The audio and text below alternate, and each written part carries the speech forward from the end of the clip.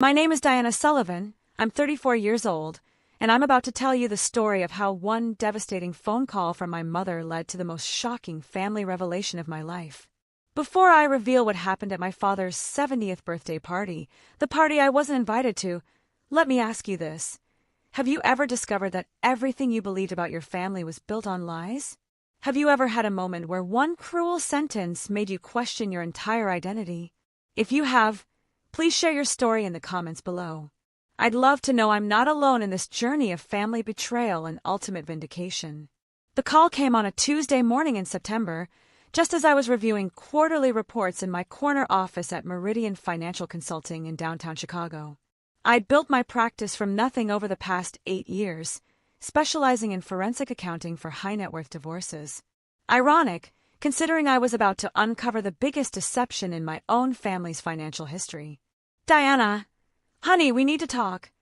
My mother's voice carried that particular tone, the one she'd used since I was 12 whenever she had to deliver news that would somehow be positioned as my fault. What's wrong, Mom? I set down my Mont Blanc pen, the one I bought myself when I landed my first major client, a tech executive whose wife had been hiding assets in offshore accounts. Well, your father's birthday is coming up, as you know. We're having a celebration at the country club. She paused, and I could practically hear her gathering ammunition. The thing is, Diana, we all talked about it, your father, myself, Marcus, and Vivian, and we've decided it would be best if you didn't attend. The words hit me like ice water. My younger brother Marcus, the golden boy surgeon, who'd graduated summa cum laude from Northwestern, and my older sister Vivian, the federal judge who'd been appointed to the 7th Circuit Court of Appeals at 38, had apparently held a family tribunal without me. What do you mean it would be best? It's Dad's 70th birthday. You know how you get at family gatherings, honey. Always so intense. Always trying to prove something. Your father doesn't need that stress, not at his age. Besides, Vivian's bringing the Hendersons. You remember Judge Henderson from the Illinois Supreme Court, don't you? And Marcus is bringing his new girlfriend, Caroline Pemberton from the pharmaceutical dynasty. We just think it's better to keep things peaceful and sophisticated. I stared out my office window at the Chicago River, watching a tour boat navigate between the bridges, and felt something crack inside my chest. The autumn light caught the glass of the Trump Tower, and I remembered how proud I'd been when I'd moved my office to this building, how I'd thought my parents would finally see that I'd made something of myself. Mom, I'm his daughter. I've never caused a scene at any family gathering. Oh, Diana, you know that's not true. Remember Christmas 2 years ago when you kept going on and on about your little business? You monopolized the entire conversation. And then there was Easter when you corrected your father about tax law in front of the Montgomerys. It was mortifying. My little business, the consulting firm that had just been featured in Forbes as one of Chicago's fastest-growing specialty practices.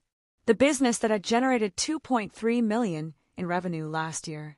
The practice that had allowed me to buy my Lincoln Park townhouse without asking my parents for a single dollar. Unlike Marcus, who'd borrowed $200,000 for his down payment on his Gold Coast condo, or Vivian, who'd accepted their gift of $400,000 for her Winnetka mansion. I mentioned one client success story when Dad asked about my work.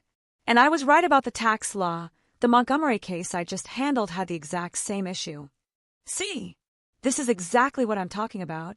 You always have to be right, always have to defend yourself. It's exhausting, Diana.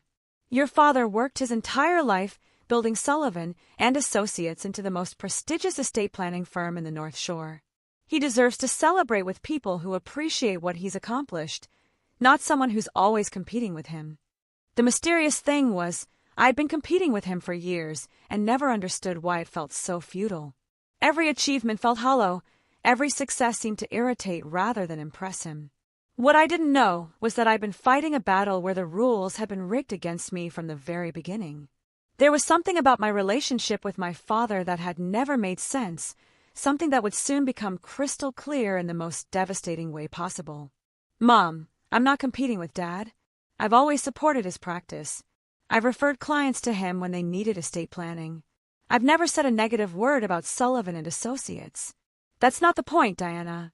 The point is that you don't understand your place in this family. Marcus saves lives every day in that operating room. Vivian upholds justice from the federal bench. You help rich people hide money from each other. It's not the same thing. The word stung because they weren't entirely wrong, but they weren't entirely right either.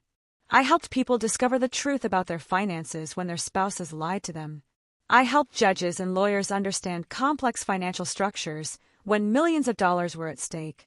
I testified as an expert witness in over 40 cases, including 3 that had set precedents in federal court. I help people find financial truth when they've been deceived. I thought that would matter to a family of lawyers. Diana, we've made our decision.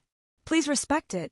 Your father specifically said he didn't want any drama, and you know how you can be when you feel slighted. Maybe next year will be different. Maybe by then you'll have found a nice man to settle down with. Give us some grandchildren like normal women your age. She hung up before I could respond.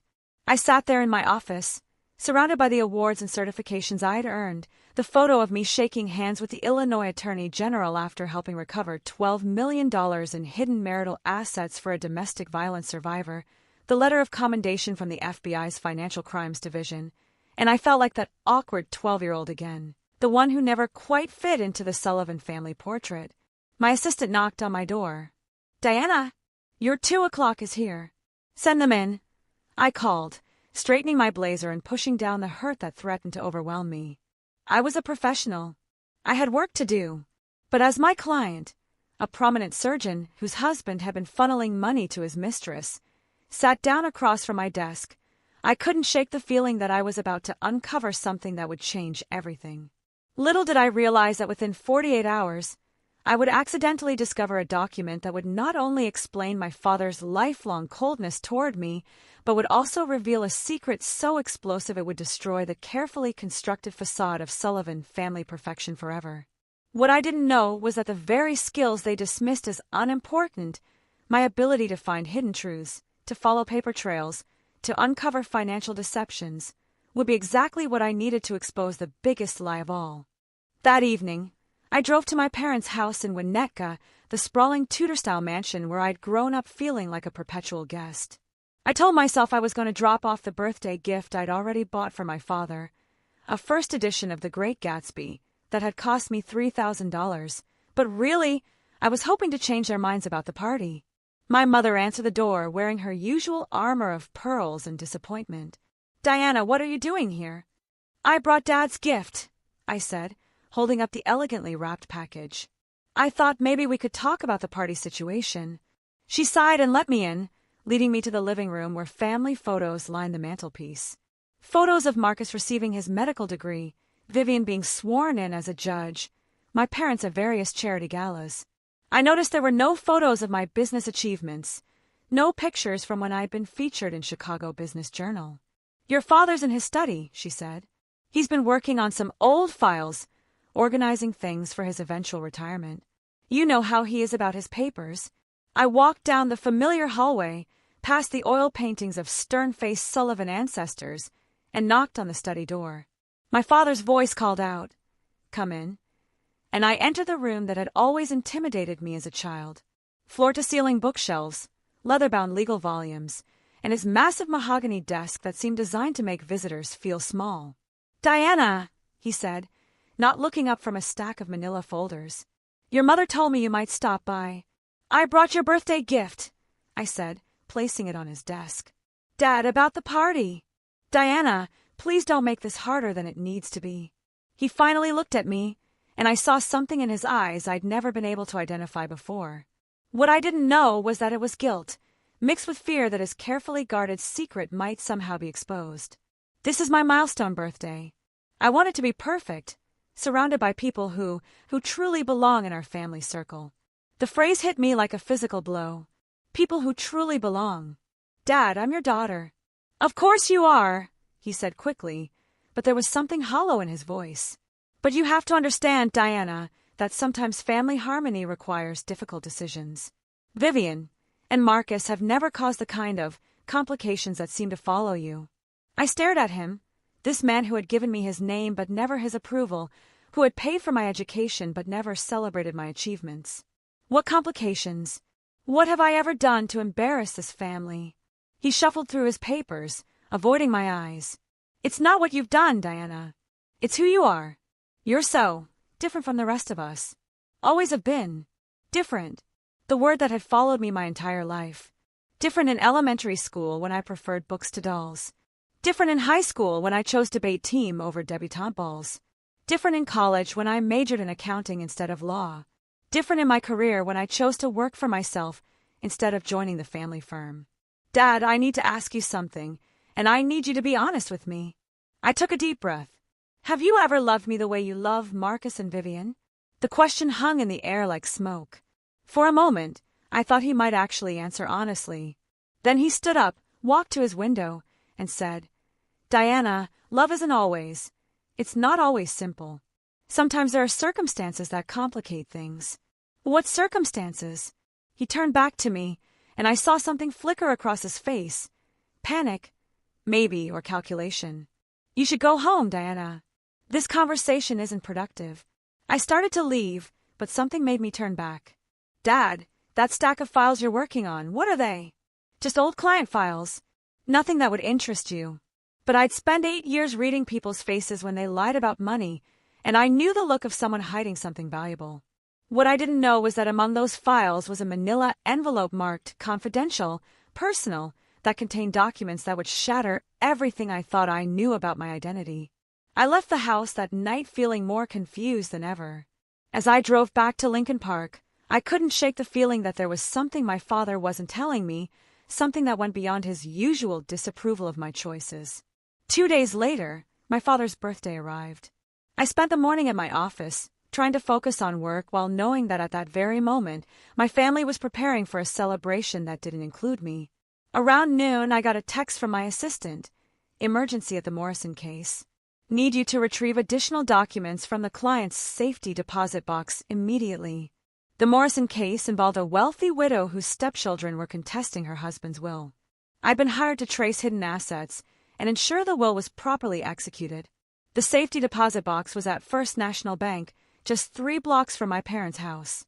After retrieving the documents, I found myself driving past the country club where my father's party was being held. I could see the parking lot filled with expensive cars, could imagine the scene inside. My father holding court, my mother playing the perfect hostess, Marcus and Vivian basking in their golden child status. I was about to drive away when I saw something that made my blood run cold. A car was pulling into the parking lot, and I recognized the driver immediately. It was Dr. Elizabeth Hartwell, my father's longtime friend, and the woman who had delivered me 34 years ago. But what I didn't know was that Dr. Hartwell wasn't just attending as a family friend. She was there because my mother had specifically invited her, hoping that the presence of the one person who knew the truth about my birth would somehow help them navigate the web of lies they'd been living with for over 3 decades.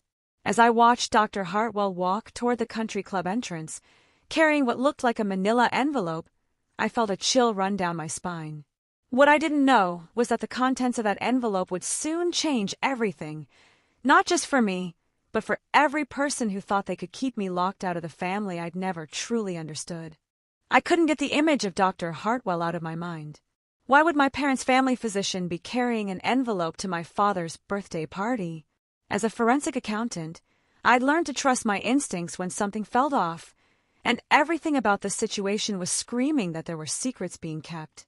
The next morning, I decided to do what I did best, investigate. I started with what I knew. Dr. Hartwell had been my parents' doctor for over 40 years. She delivered all 3 of us children, and she'd always seemed uncomfortable around me in a way I'd never understood. I called her office, claiming I needed my childhood medical records for a life insurance application. Her receptionist, Mrs. Chun, had known me since I was a child. "Diana, honey, you know those records are sealed," she said, but her voice carried a strange tension. "Dr. Hartwell has specific instructions about your file." "What kind of instructions?" I can't say. You'd have to speak with her directly." That afternoon, I positioned myself in the parking lot across from Dr. Hartwell's office, waiting for her to leave for lunch. It felt ridiculous, like I was surveilling my own family, but something deep in my gut told me this was important. When she emerged, I followed her to a small cafe in downtown Evanston. She sat alone at a corner table, and I watched her pull out her phone and make a call. From where I sat, I could see the stress on her face, the way she kept glancing around nervously. I made a decision that would change everything. I walked over to her table.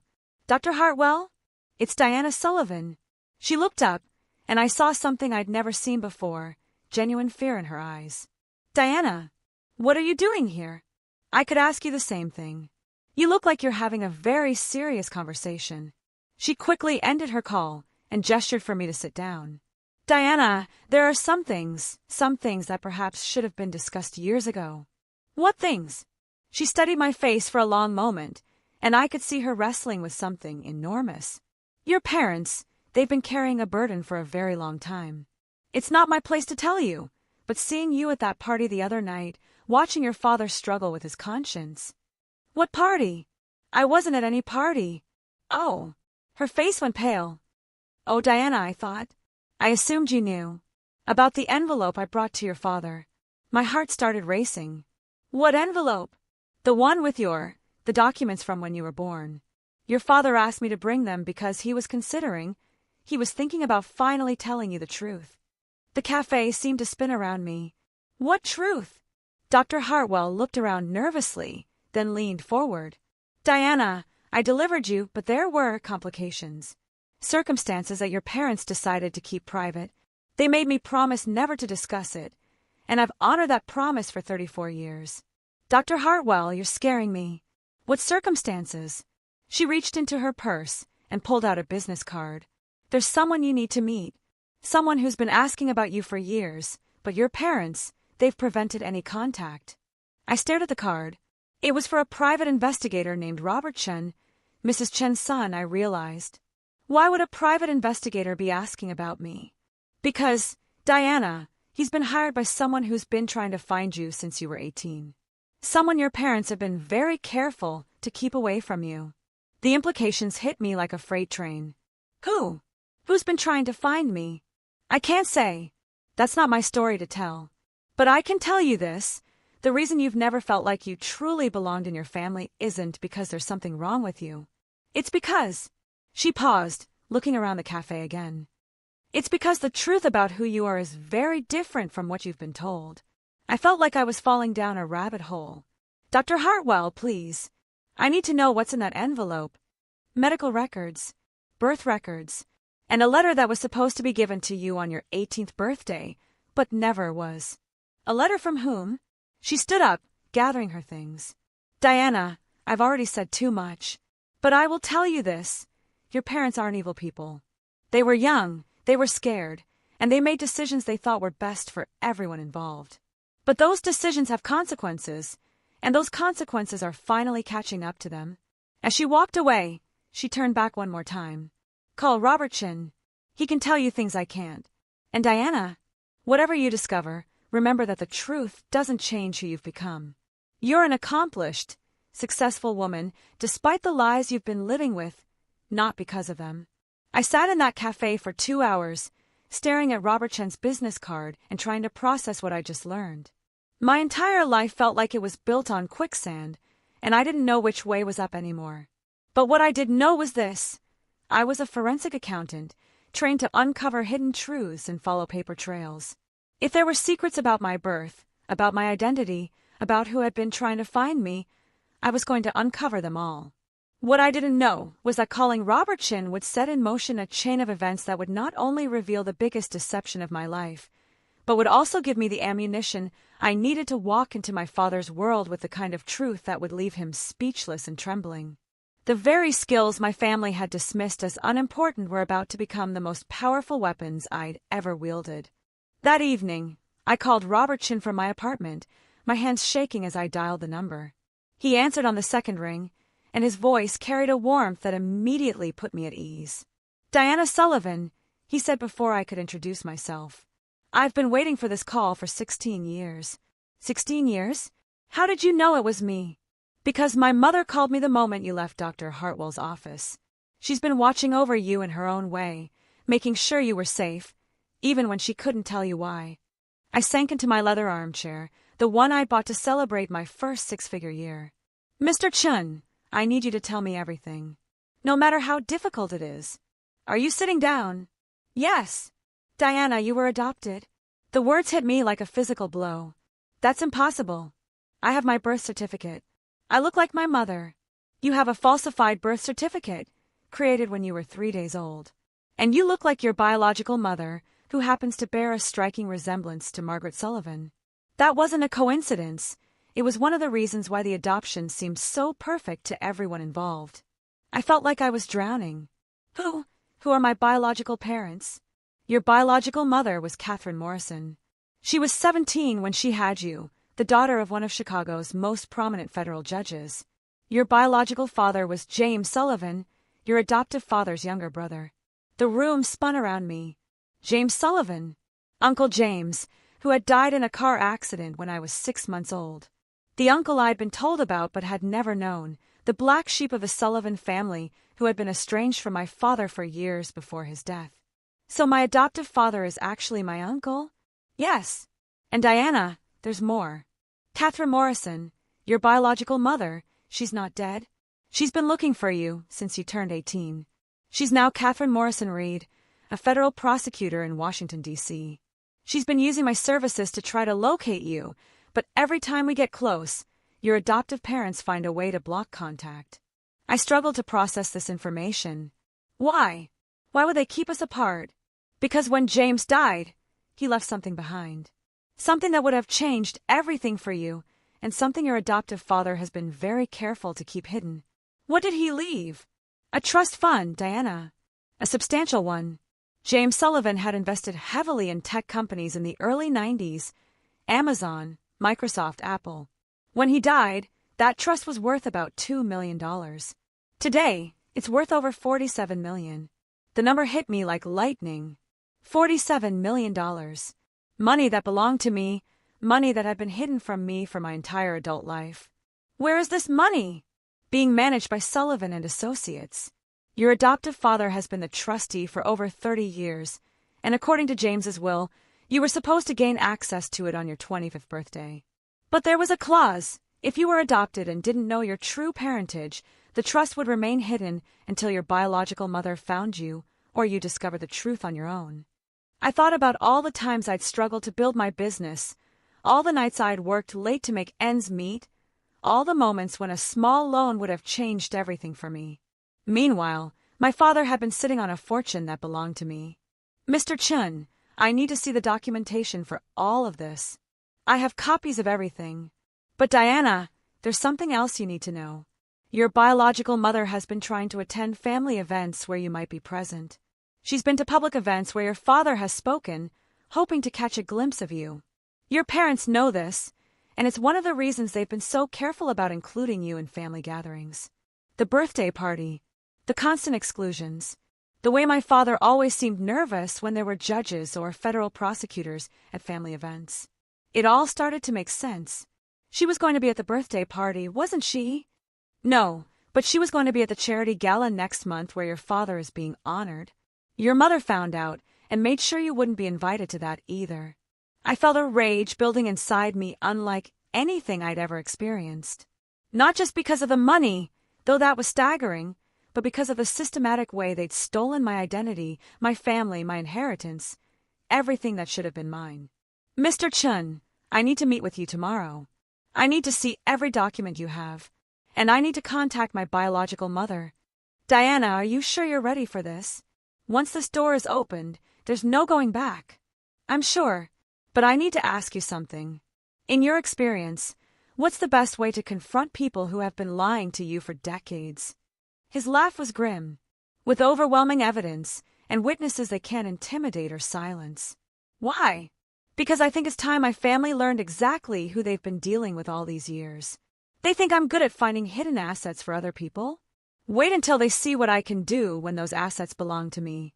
What I didn't know was that my biological mother had been planning to make one final attempt to reach me, and that my adoptive parents had been preparing to take drastic measures to prevent that contact.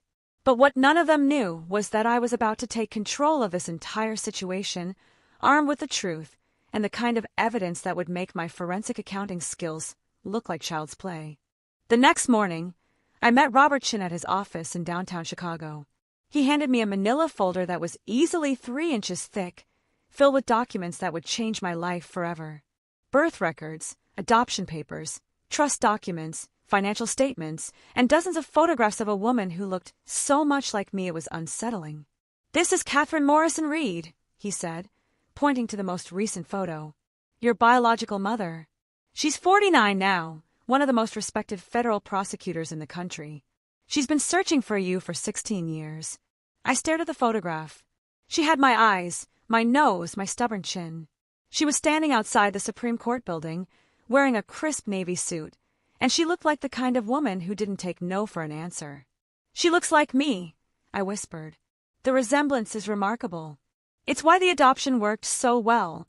People always commented on how much you looked like Margaret Sullivan, never realizing they were seeing genetic similarities from an entirely different source." I flipped through the financial documents, and the numbers were staggering. The trust had grown from James Sullivan's original $2 million to $47.3 million as of last month. There were detailed investment records showing that my adoptive father had been managing the portfolio brilliantly and charging substantial management fees for his services. He's been taking money from my trust. Perfectly legal management fees, but substantial ones. About $200,000 per year for the past 15 years. That's over $3 million in fees from an inheritance you didn't even know existed. I felt sick, not just because of the money, but because of the systematic deception. Every year when I'd filed my taxes, every time I'd applied for business loans, every moment when I'd worried about my financial future, this massive safety net had existed without my knowledge. "Mr. Chun, I need to ask you something, and I need you to be completely honest. How long has my biological mother known where I am?" He hesitated. "Diana, that's complicated. How long?" "She's known your general location for about 8 years. She knows you're a forensic accountant in Chicago. She knows about your business. She's even driven past your office building. But every time she's tried to make contact, your adoptive father has threatened legal action." "What kind of legal action?" "Restraining orders, harassment claims, threats to have her investigated for stalking. He's been very creative about using the legal system to keep her away from you." I thought about all the times over the past few years when I'd felt like someone was watching me, moments when I'd turn around in a restaurant or at a business event and catch a glimpse of someone who seemed familiar. Had that been her? Had my biological mother been in the same room with me, unable to approach because of my adoptive father's threats? "There's something else," Robert said quietly. "Your biological mother has cancer." The words hit me like ice water. "What kind?" "Breast cancer. She was diagnosed 18 months ago. She's been through treatment, and her prognosis is good, but it's what prompted her to become more aggressive about finding you. She wants to meet you while she still can." I stared at the photographs again. This woman who had given birth to me, who had been looking for me for 16 years, who was fighting cancer while my adoptive parents continued to block her from my life. "I want to call her."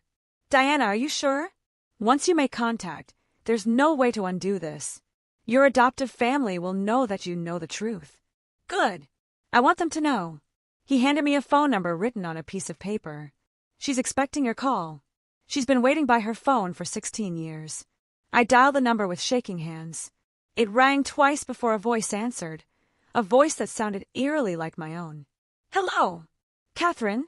This is Diana." There was silence on the other end, and then I heard what sounded like quiet sobbing. "Diana. Oh my God. Diana, I've been waiting so long to hear your voice. I just found out about everything. About the adoption, about James, about the trust. Are you angry? Please tell me you're not angry at me for giving you up." "I'm not angry at you. I'm furious at the people who kept us apart. I want to see you." "Can I see you?" "Yes." "But Catherine, I need to ask you something. Are you strong enough for what's about to happen? Because I'm not just going to reunite with you quietly. I'm going to make sure everyone knows exactly what they've done." Her laugh was fierce, and I recognized something of myself in it. "Diana, I'm a federal prosecutor who's been fighting cancer while searching for my daughter. I think I can handle whatever you have planned." "Good. Because tomorrow night is the charity gala where my adoptive father is being honored for his lifetime achievements in estate planning. The same gala they made sure I wouldn't be invited to because they were afraid you might be there." "How did you know about that?" "Because I'm very good at uncovering hidden information. And tomorrow night, I'm going to use everything I've learned to make sure the truth comes out in the most public way possible. What I didn't know was that my adoptive parents had already gotten wind of my meeting with Robertson through their network of contacts in the legal community. They were frantically trying to figure out how to contain the damage, how to prevent their carefully constructed lies from exploding in the most visible possible venue. But what they didn't understand was that I had spent my entire career learning how to build airtight cases against people who thought they were smarter than everyone else. Tomorrow night, the Sullivan family was about to discover exactly what happened when you underestimated the wrong person. The Chicago Bar Association's annual charity gala was being held at the Four Seasons Hotel, and my adoptive father was receiving their Lifetime Achievement Award for excellence in estate planning. The irony wasn't lost on me. He was being honored for managing other people's inheritances while systematically hiding mine from me for over a decade. I spent the morning preparing like I was building a case for federal court. I had Robertson create a comprehensive presentation packet with every document we'd uncovered. The original adoption papers, James Sullivan's will, trust statements showing the $47 million, and financial records proving the management fees my adoptive father had been collecting. I also had something else, something that would make this evening unforgettable. Catherine was flying in from Washington, D.C. She'd arranged to attend the gala as the guest of federal Judge Patricia Morrison, her adoptive father, and my biological grandfather. The same Judge Morrison, whose divorce case I'd worked on 2 years earlier, never knowing we were related. "Are you sure you want to do this publicly?" Catherine asked during our phone call that afternoon. "We could arrange a private meeting with your adoptive parents first." "No. They've had 34 years to tell me the truth. They chose lies, manipulation, and theft instead. Now they get to face the consequences in front of everyone who matters in their professional world." I arrived at the gala wearing a black evening gown I'd bought for the occasion. Not my usual style, but I wanted to look like someone who belonged in their world when I destroyed it. The ballroom was filled with Chicago's legal elite, federal judges, prominent attorneys, politicians, and business leaders. My adoptive parents were holding court at the head table, accepting congratulations for my father's upcoming award. I watched from across the room as they schmooze and network, playing the role of the perfect legal power couple. My mother wore diamonds that probably cost more than most people's cars, and my father was in his element, discussing landmark cases and legal strategies with admirers. Marcus and Vivian were there too, both glowing in their reflected glory. Marcus was introducing his pharmaceutical heiress girlfriend to influential contacts, while Vivian was networking with federal judges who could influence her career trajectory. They looked like the perfect family, successful and united. None of them noticed me at first. I deliberately arrived after cocktail hour, when people were settling into their seats for dinner and the program. I found Catherine at table 12, sitting with Judge Morrison and his wife. "Diana," she breathed, standing to embrace me. "You're even more beautiful than your photographs." Up close, the resemblance was striking. We had the same hands, the same way of tilting our heads when we were thinking, the same stubborn set to our jawlines. Judge Morrison looked between us and shook his head in amazement. 40 years on the bench, and I've never seen a stronger family resemblance," he said. "Diana, I'm your grandfather. I've been waiting to meet you for a very long time." The ceremony began with dinner and networking, followed by several award presentations. My adoptive father's award was the evening's finale. As the previous recipients gave their speeches, I watched my adoptive family from across the room. They still hadn't noticed me, too caught up in their moment of triumph to scan the crowd. Finally, the MC stepped up to the microphone. "Ladies and gentlemen, it gives me great pleasure to present this year's Lifetime Achievement Award to Robert Sullivan of Sullivan and Associates, a man who has dedicated his career to helping families protect and preserve their wealth for future generations." The applause was thunderous. My adoptive father walked to the podium, accepting his Crystal Award and preparing to give his acceptance speech. This was the moment I'd been waiting for. "Thank you," he began, his voice carrying easily through the ballroom. "This award represents not just my own efforts, but the trust that families have placed in me to protect their most precious assets, their legacies, their futures, their children's inheritances." I stood up from my table. Even from across the room, I could see the exact moment my adoptive mother spotted me. Her face went white, and she grabbed my adoptive father's arm. But he was in the middle of his speech, unable to stop without causing a scene. I've spent my career ensuring that family wealth passes smoothly from one generation to the next, that children receive what is rightfully theirs, and that no family legacy is lost to legal complications or misunderstandings. I began walking toward the front of the room, Catherine beside me. Judge Morrison and Robertson followed, carrying the presentation packets we'd prepared. The crowd started to notice the procession, heads turning to watch as we made our way to the front. My adoptive father's voice faltered as he saw us approaching. I believe that trust is the foundation of estate planning. That families must be able to rely on their attorneys to act with complete honesty and transparency. We reached the front of the room. I stepped up to the microphone area, and the room fell silent. My adoptive father looked like he was seeing a ghost, or perhaps facing his worst nightmare. "Excuse me," I said, my voice carrying clearly through the ballroom sound system. "I'm sorry to interrupt, but I believe there's been a mistake." The silence was absolute. 500 of Chicago's most influential legal professionals watched as I faced the man who had raised me, lied to me, and stolen from me for 34 years.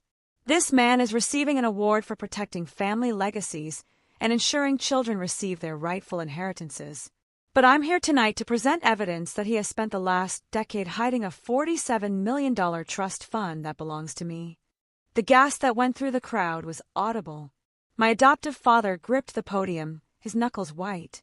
"What I didn't know until this week," I continued, "was that this room contains my real family, including my biological mother, Catherine Morrison Reed, federal prosecutor, and my biological grandfather, Judge Patricia Morrison.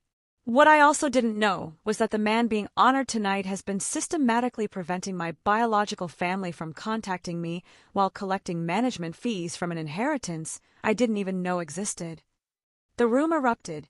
I had the evidence, I had witnesses, and I had the truth. But what I didn't know was that this was only the beginning. The real confrontation was about to begin, and it would leave everyone in that ballroom talking for years to come. The ballroom erupted into chaos.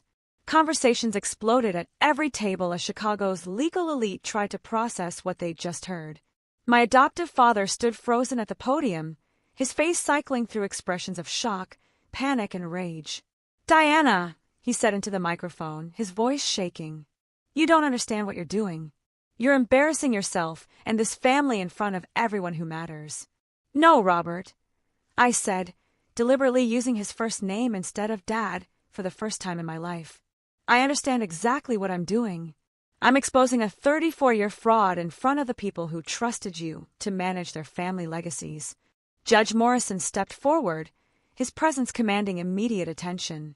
"Ladies and gentlemen, I apologize for this disruption, but what's happening here involves criminal violations of fiduciary duty that cannot wait for a private venue."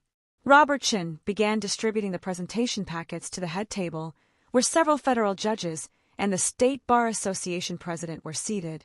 I could see their faces change as they scanned the documents, adoption papers, trust statements, financial records showing the hidden inheritance. My adoptive mother had gone completely white and was gripping Vivian's arm. Marcus looked like he was calculating how much damage this would do to his own reputation. But it was my adoptive father's reaction that shocked me most. Instead of backing down, he doubled down. "Diana, you ungrateful little!" He caught himself before finishing the sentence, but the damage was done. The mask had finally slipped, and everyone in that room could see the real Robert Sullivan. "Ungrateful!" I stepped closer to the podium. "Ungrateful for what? For the lies? For hiding my biological family from me? For stealing $3 million in management fees from my own inheritance?" "I raised you!" he shouted, abandoning all pretense of composure. "I gave you my name. I paid for your education. I treated you like my own daughter even though—" He stopped abruptly, but Catherine had heard enough. "Even though what, Robert?" she said, stepping up beside me. "Even though she wasn't really yours? Even though you were terrified that someday she'd find out the truth and expose what you've been doing?" The crowd was riveted.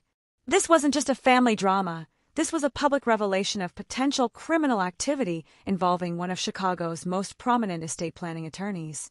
"Ladies and gentlemen," Judge Morrison announced, "I'm calling for an immediate investigation by the State Bar Association into these allegations." The evidence being presented suggests systematic violations of fiduciary duty that demand immediate action. "You can't do this to me," my adoptive father said, his voice breaking. "I built this reputation over 40 years. I've helped hundreds of families. One mistake. I couldn't contain my fury any longer. One mistake. You've been lying to me for 34 years. You've been stealing from my inheritance for over a decade. You've been using legal threats to keep my biological mother away from me while she was fighting cancer." The last revelation sent another wave of shock through the room. Several people at the head table were now standing, clearly preparing to take official action. But I wasn't finished. "Do you want to know what the most pathetic part of this is, Robert? You spent my entire life making me feel like I wasn't good enough for the Sullivan name. You excluded me from family events, dismissed my achievements, made me feel like I was some kind of disappointment. And all along, I was actually more of a Sullivan than you wanted me to be. I was James Sullivan's daughter, and you knew it." I pulled out the final document I'd been saving, James Sullivan's original will, with a clause that would destroy my adoptive father completely. "This is the part you hoped I'd never find," I said, holding up the document. "James Sullivan didn't just leave me $47 million. He left a provision stating that if his brother Robert ever betrayed the trust or prevented me from knowing my true heritage, the entire Sullivan and Associates client list and all family assets would transfer to me immediately." The silence was deafening. My adoptive father's face went gray as the implications hit him. "That's right, Robert. By lying to me, by stealing from me, by keeping my biological family away from me, you've actually triggered a clause that makes me the rightful owner of everything you've built. Sullivan and Associates, the family estate, all of it." State Bar Association President Jonathan Mitchell stood up from the head table. "Mr. Sullivan, I'm formally notifying you that you're suspended from practicing law pending a full investigation into these allegations. This is the most serious breach of fiduciary duty I've witnessed in 30 years on this committee." My adoptive father looked around the room desperately, searching for allies, for anyone who would support him. But the evidence was overwhelming. The witnesses were unimpeachable, and his own words had condemned him. "Diana," my adoptive mother finally spoke, her voice barely audible. "Please, can't we discuss this privately? As a family." I looked at this woman who had raised me, who had participated in every lie, every deception, every moment of my exclusion from the family I should have known. "Margaret," I said, using her first name deliberately, "we stopped being family the moment you decided to steal my identity and my inheritance. But don't worry, I'll make sure you're comfortable. After all, I'm about to be a very wealthy woman, and unlike some people, I believe in taking care of family." The crowd erupted again, but this time it was different. This time, they were witnessing justice being served, and many of them were applauding. What I didn't know was that this public confrontation would make headlines in legal publications across the country, that it would become a landmark case studied in law schools, and that it would establish me as one of the most sought-after forensic accountants in the nation. But what I didn't know was that for the first time in my life, I felt like I truly belonged somewhere, standing next to my biological mother and grandfather, surrounded by people who respected the truth more than they feared scandal. The Sullivan family name would survive the scandal. It would thrive, just not in the way anyone had expected. The aftermath of that night was swift and decisive. Within 48 hours, the State Bar Association had frozen all of Sullivan and Associates' accounts pending their investigation. Federal prosecutors had opened a criminal inquiry into the trust fund management, and 3 major Chicago newspapers had picked up the story. The headline in the Chicago Tribune read, "Prominent attorney exposed for hiding daughter's $47 million inheritance." Robertson worked around the clock to execute the provisions of James Sullivan's will. The legal mechanism was ironclad. By violating the trust and preventing me from knowing my heritage, my adoptive father had triggered the clause that transferred everything to me. Sullivan and Associates, the Winnetka Mansion, investment accounts, everything became mine legally within 72 hours. I met with my biological mother every day that week. We had 34 years to catch up on, and every conversation revealed new pieces of the puzzle. She told me about James Sullivan, my biological father, a brilliant but rebellious younger son who had fallen in love with a teenager and died before he could marry her and claim me as his daughter. He would have been so proud of who you became, Catherine said as we sat in my office, looking through photos she'd kept of him. He was like you, stubborn, brilliant, determined to do things his own way. He would have loved that you built your own business instead of joining the family firm. The legal resolution was faster than anyone expected. Faced with overwhelming evidence and the threat of criminal prosecution, Robert Sullivan agreed to a settlement that involved his immediate retirement, the transfer of all assets as specified in James's will, and a public apology. Margaret Sullivan quietly filed for divorce and moved to Florida to live with her sister. Marcus and Vivian both reached out, attempting to rebuild bridges they'd helped burn. Marcus sent flowers and a note saying he never knew about the adoption and inheritance. Vivian called, claiming she'd always felt something was different about our family dynamic. I listened politely to both of them and then blocked their numbers. Some betrayals run too deep for simple apologies. The most satisfying moment came 3 weeks later when the Chicago Bar Association held a special ceremony to officially transfer the Sullivan and Associates practice to me. They invited Catherine and Judge Morrison to attend, and as I stood in the same ballroom where the truth had been revealed, I felt a sense of completion I'd never experienced before. Diana Sullivan Morrison, the president announced, using the new hyphenated name I'd chosen to honor both my biological and legal heritage, you are now the principal owner of Sullivan and Associates, with all the rights and responsibilities that entails. The firm's entire staff had chosen to stay on, and I'd promoted 3 junior associates to partner level immediately. We were already fielding calls from clients who wanted the forensic accountant who had exposed one of Chicago's biggest legal scandals to handle their own complex cases. But the professional vindication wasn't what mattered most. What mattered was Catherine, sitting in the front row with tears in her eyes, finally able to witness her daughter's success publicly. What mattered was Judge Morrison, who had insisted on walking me down the aisle at the ceremony, giving me the family support I'd never had before. 3 months later, I was in my new office, the corner office that had belonged to my adoptive father for 40 years, when my assistant buzzed me. "Diana, there's someone here to see you. She says she's a potential client, but she doesn't have an appointment." "Send her in," I said, looking up from the estate planning documents I was reviewing. The irony of now managing the same type of trusts that had been hidden from me wasn't lost on anyone. A woman in her 50s walked in, well-dressed but clearly nervous. She sat down across from my desk and looked around the office with interest. "Miss Sullivan Morrison, I'm Jennifer Walsh. I think my husband has been hiding assets from me, and I need someone who can find them. Someone who understands what it's like when the people closest to you lie about money." I studied her face, seeing the same mixture of determination and fear I'd felt 3 months ago. "Mrs. Walsh, I want you to know that I understand exactly what you're going through. And I want you to know that if your husband is hiding assets, we're going to find them. Every penny. How can you be so confident?" I smiled, thinking about everything that had led me to this moment, the exclusion, the lies, the hidden inheritance, the public confrontation that had changed everything. Because I've learned that the truth always finds a way to surface. It might take time, it might require courage, and it might get messy when it finally comes out. But it always wins in the end. As Mrs. Walsh signed her retainer agreement, I thought about the lesson I'd learned. Sometimes the very people who try to diminish you end up giving you exactly the skills you need to defeat them. My adoptive parents had made me feel like an outsider, so I'd learned to be independent. They dismissed my achievements, so I'd learned to prove myself with evidence instead of words.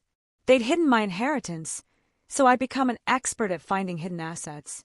Have you ever discovered that your greatest struggle was actually preparing you for your greatest victory?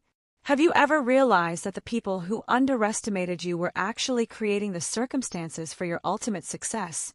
I'd love to hear your story in the comments below, because I've learned that triumph is so much sweeter when it's shared. The Sullivan name would continue to mean something in Chicago's legal community. It would represent truth, justice, and the kind of tenacious investigation that uncovers even the most carefully hidden secrets. Just not in the way my adoptive family had planned. And sometimes, that's exactly how justice is supposed to work.